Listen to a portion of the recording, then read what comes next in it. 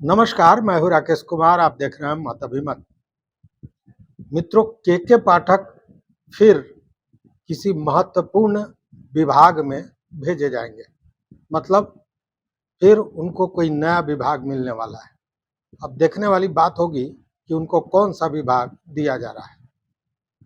ये बातें मैं क्यों कह रहा हूँ, आखिर के पाठक का मामला फिर क्यों आ गया, वो इसलिए कि बिहार में ब्यूरोक्रेसी में एक बड़े बदलाव का संकेत मिल रहा है। और यह संकेत और भी तब पुष्ट हो गया जब संजीव हंस पर ईडी ने कार्रवाई की और इसके बाद सरकार को ये लगा कि अब ये जो ब्यूरोक्रेसी है, जो बेलगाम होती जा रही है, इस पर कहीं ना कहीं अंकुश लगाने की जरूरत है। और इसी को लेकर सरकार पूरी तरह एक योजना बना रही है। जो राजनीतिक हलकों से बातें निकल के आ रही है, उससे यही लग रहा है कि बड़ी संख्या में तबादले होंगे, लोगों का विभाग बदला जाएगा, आईएएस पदाधिकारियों का। और सबसे महत्वपूर्ण यह है कि केंद्रीय प्रतिनियुक्ति पर गए काबिल पदाधिकारियों को पुनः बिहार वापस बुलाने की कवायद शुरू की जाएगी। और ये सब इसलिए हो रहा है कि संजीव हंस पर जो ईडी ने छापा मारा है और उसके बाद जो बातें आई हैं, उसके बाद सरकार की एक तरह से कहें कि मिट्टी पलीद हो रही है। आपको याद होगा, और ऐसे समाचार भी आए हैं कि 23 में ही, जून जुलाई के लगभग में, 23 में मतलब लगभग साल भर पहले, पुलिस ने संजीव हंस पर पूरा एक प्रतिवेदन तैयार किया था और उसमें इनको कई तरह के मामलों में संलिप्त पाया गया था। ये सरकार को रिपोर्ट दी भी गई थी, लेकिन सरकार इस पर कोई कार्रवाई नहीं की। और कारण सबसे बड़ा ये है कि नीतीश कुमार जो मुख्यमंत्री हैं, उन्हीं के हाथों में गृह विभाग है और गृह विभाग चुप रहा। इन सारे चीज़ों को लेकर कहीं ना कहीं नीतीश कुमार की मिट्टी पलीद हो रही है, फजीहत हो रही है। और वैसे में एक राजनीतिक मामला भी है। राजनीतिक मामला यह है कि केंद्र भी कहीं ना कहीं नीतीश कुमार पर दबाव बनाना चाहता है, इसलिए कि नीतीश कुमार भी केंद्र पर दबाव बनाने की बात हमेशा करते हैं, चाहे वो बिहार को विशेष राज्य का दर्जा देने की बात हो, या फिर जो विधानसभा है उसको पूर्व ही बर्खास्त करने की बात और चुनाव करने की बात। इसका भी दबाव कहीं ना कहीं है, जो राजनीतिक हलकों में ये सारी बातें आ रही हैं। तो दबाव का इलाज दबाव से देने के लिए केंद्र ने भी ईडी को तैयार कर लिया है। कयास तो यह भी लगाए जा रहे हैं कि संजीव हंस के अलावे भी कई आईएएस पदाधिकारी हैं जो ईडी के नज़र में हैं, और ईडी कुछ भी कभी भी कर सकती है अन्य कई लोगों के विरुद्ध भी। अब ऐसे में शासन प्रशासन के लिए, ऐसे में नीतीश कुमार के लिए सबसे महत्वपूर्ण हो जाता है कि ब्यूरोक्रेसी को मजबूत करें और एक अच्छी टीम को तैयार करें जो जो काम करे और उसका लाभ उनको चुनाव में हो सके, क्योंकि राजनीति तो चुनाव को लेकर ही चलती है। और इसी को लेकर ये योजना बनाई गई कि केंद्रीय प्रतिनियुक्ति पर जो बिहार कैडर के काबिल पदाधिकारी हैं, उनको बुलाया जाए। अब देखिए, केंद्रीय प्रतिनियुक्ति पर जाने के लिए तो आपको याद होगा कि के पाठक ने भी आवेदन दिया था। हालांकि ये दूसरी बात है कि केंद्र सरकार से अभी तक उसकी सहमति नहीं मिली है। और दूसरी बात यह है कि के पाठक नीतीश कुमार के नज़दीकी पदाधिकारियों में माने जाते हैं, कड़क पदाधिकारी हैं, वरिष्ठ पदाधिकारी हैं। वैसे में के पाठक को कोई विशेष विभाग देने की चर्चा है और कयास लगाया जा रहा है। अब वो विभाग कौन होगा ये कहना मुश्किल है, क्योंकि आप देखे होंगे, आपको याद होगा कि के पाठक जब शिक्षा विभाग में अपर मुख्य सचिव बनकर आए तो उन्होंने बड़ा परिवर्तन किया। बड़े परिवर्तन में अगर आप कहें तो सबसे पहले स्कूल में शिक्षकों की उपस्थिति को उन्होंने दुरुस्त किया, छात्रों की संख्या बढ़ी, छात्रों की उपस्थिति बढ़ी, जो फर्जी छात्र थे उनको हटाया गया, टाइम टेबल पर वो सख्त रहे, कई तरह के काम हैं, मूलभूत जो संरचनाएं थी उसको बढ़ाने का प्रयास किया। ये सारा काम उन्होंने किया और हालांकि इसको लेकर कई विरोध भी हुए, कई उनके जो आदेश थे वो अव्यवहारिक थे, जिसको लेकर तमाम तरह का विरोध हुआ।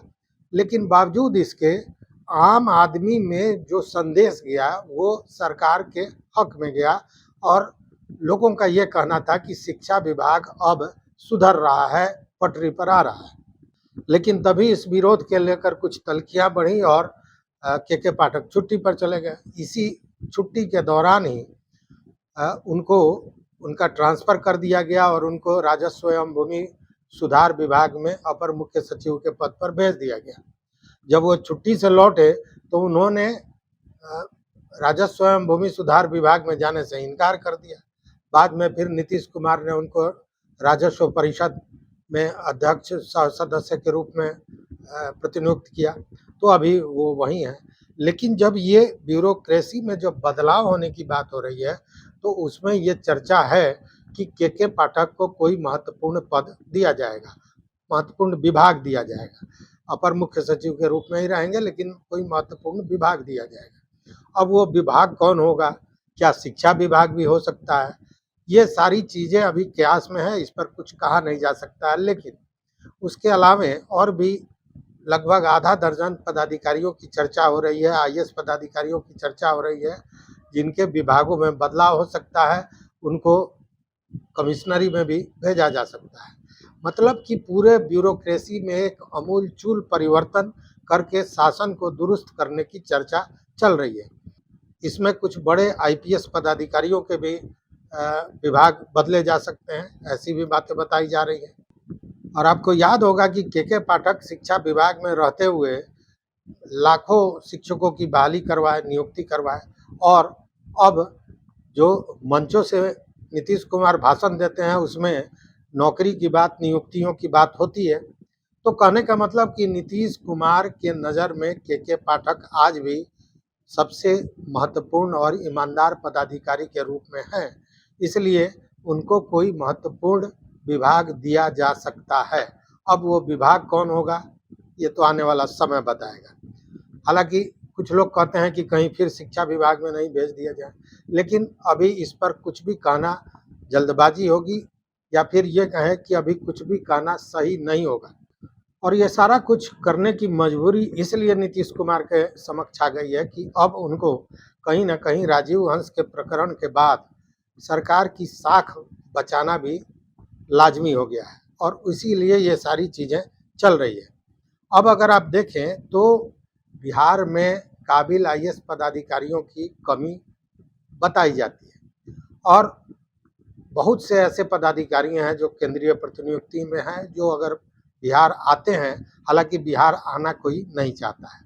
दूसरी बात कि अगर आईएएस पदाधिकारियों की स्थिति देखें बिहार में, तो बिहार में केंद्र द्वारा जो आईएएस पदाधिकारी के पदों की स्वीकृति है उसकी संख्या 359 है। मतलब 359 पदाधिकारियों का पद स्वीकृत है बिहार में केंद्र सरकार द्वारा। लेकिन अगर बिहार एडमिनिस्ट्रेशन डिपार्टमेंट का जो डाटा है उस पर गौर करते हैं तो मात्र 2023 तक 236 आईएएस पदाधिकारी यहाँ पे प्रतिनियुक्त थे, यहाँ पे कार्यरत थे। मतलब लगभग 123-24 पदाधिकारियों की कमी है। तो वैसे में बाहर से जो केंद्रीय प्रतिनियुक्ति पर है उन पदाधिकारियों को बिहार लाने की कवायद मानी जा रही है कि आवश्यक है और उन लोगों को लाना चाहिए। अभी बहुत से प्रशिक्षु आईएएस भी आए हैं, उनकी भी संख्या अगर जोड़ लेते हैं तो 260-65 से ज़्यादा नहीं जाएगा।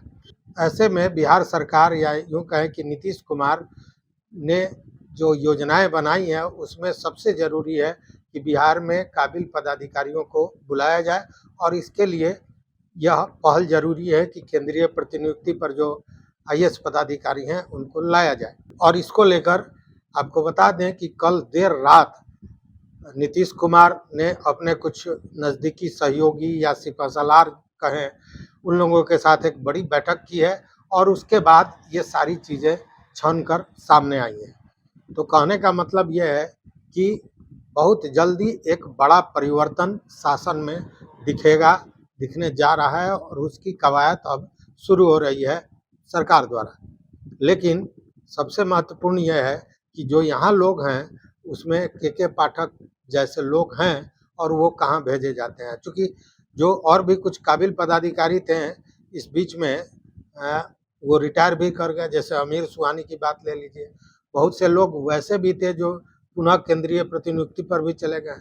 तो इन सारे चीज़ों को देखते हुए ये कहा जा सकता है कि एक बड़ा परिवर्तन देखने को मिलेगा। लेकिन अब देखना यह है कि किसको कौन सा विभाग दिया जाता है और के पाठक कहाँ जाते हैं। तो इस वीडियो में बस इतना ही। देखते रहिए मत अभिमत।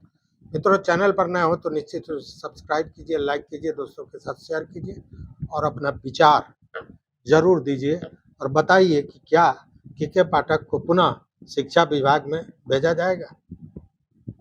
नमस्कार, बहुत बहुत धन्यवाद।